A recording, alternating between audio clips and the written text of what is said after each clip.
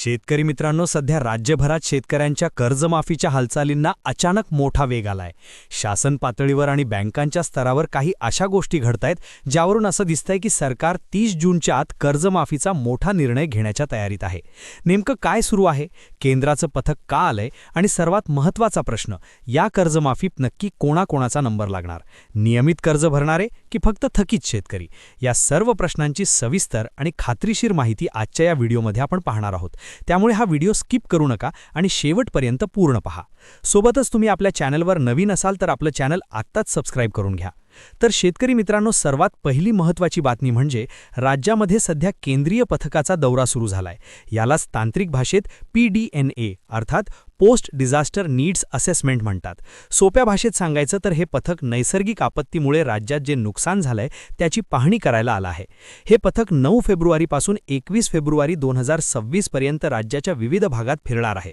हे अधिकारी फक्त शेतीचंच नाही तर अतिवृष्टीमुळे वाहून गेलेले रस्ते, पूल, पडलेली घरं आणि इतर नुकसानीची पाहणी करून त्याचा अहवाल केंद्राला देणार आहेत. आता तुम्ही म्हणाल, याचा कर्जमाफीशी काय संबंध? तर मित्रांनो, राज्य सरकारने केंद्राकडे जवळपास 29,000 कोटी रुपयांच्या मदतीची मागणी केली होती.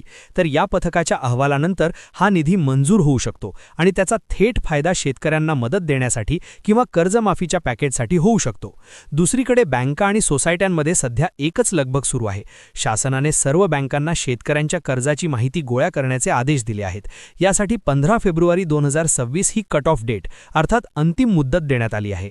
म्हणजेच 15 तारखेपर्यंत थकीत आणि नियमित कर्जदारांची माहिती गोळा करून ती शासनाच्या पोर्टलवर अपलोड करायची आहे. सरकारला ही माहिती इतक्या तातडीने का हवी आहे? त्यामागचं कारण म्हणजे 23 फेब्रुवारीपासून राज्याचं अर्थसंकल्पीय अधिवेशन सुरू होत आहे. सरकारला या बजेटमध्येच कर्जमाफीसाठी पैशांची तरतूद करायची आहे, जेणेकरून एप्रिलमध्ये अहवाल सादर करून 30 जूनच्या आत कर्जमाफीची अधिकृत घोषणा करता येईल. आता वळूया तुमच्या मनातील सर्वात महत्त्वाच्या प्रश्नाकडे. या कर्जमाफीत कोणाचा विचार होणार? तर बरेच शेतकरी बांधव चिंतेत आहेत की आम्ही नियमित कर्ज भरतो, मग आम्हाला वगळणार का?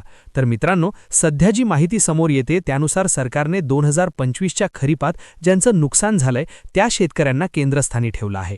म्हणजे 2025 मध्ये ज्यांचं अतिवृष्टीमुळे नुकसान झालं आणि ज्यांच्याकडे त्या काळात कर्ज होतं अशा शेतकऱ्यांना सर्वाधिक प्राधान्य दिली जाण्याची दाट शक्यता आहे. या 2 गट होऊ शकतात. पहिलं म्हणजे थकीत कर्जदार. 2019च्या कर्जमाफीनंतर जे शेतकरी नैसर्गिक आपत्तीमुळे थकले आहेत त्यांच्यासाठी कर्जमाफीचा विचार होऊ शकतो. आणि दुसरा गट म्हणजे नियमित कर्जदारांचा. जे शेतकरी प्रामाणिकपणे कर्ज भरत आहेत त्यांनाही सरकार वारंवार वाऱ्यावर सोडून देणार नाही असं दिसतंय. नियमित कर्जदारांसाठी प्रोत्साहनपर अनुदान किंवा त्यांच्या कर्जाच्या हप्त्यात काही सवलत देण्याबाबत विचार सुरू आहे. त्यामुळे नियमित कर्ज भरणाऱ्यांनी घाबरून जाण्याचं कारण नाही, कारण शेतकरी संघटनांनीही तशीच मागणी लावून धरली आहे. थोडक्यात सांगायचं तर सरकार जिल्हा मध्यवर्ती बँका आणि सोसायट्यांच्या कर्जावर जास्त लक्ष देत असलं तरी राष्ट्रीयकृत बँकांची माहितीही मागवली जात आहे. तर मित्रांनो, एकंदरीत चित्र असं आहे की 15 फेब्रुवारी 2026 पर्यंत डेटा गोळा होईल आणि त्यानंतर बजेटमध्येच आपल्याला चित्र स्पष्ट होईल. सरकारचा प्रयत्न आहे की 30 जूनच्या आत शेतकऱ्यांच्या डोक्यावरील बोजा कमी केला जावा. तुम्हाला काय वाटतं? सरसकट कर्जमाफी झाली पाहिजे की नियमित भरणाऱ्यांना 50,000चं अनुदान मिळालं पाहिजे? तुमचं मत खाली कमेंटमध्ये नक्की सांगा. माहिती आवडली असेल तर व्हिडिओला लाईक करा आणि आपल्या शेतकरी मित्रांसोबत हा व्हिडिओ नक्की शेअर करा.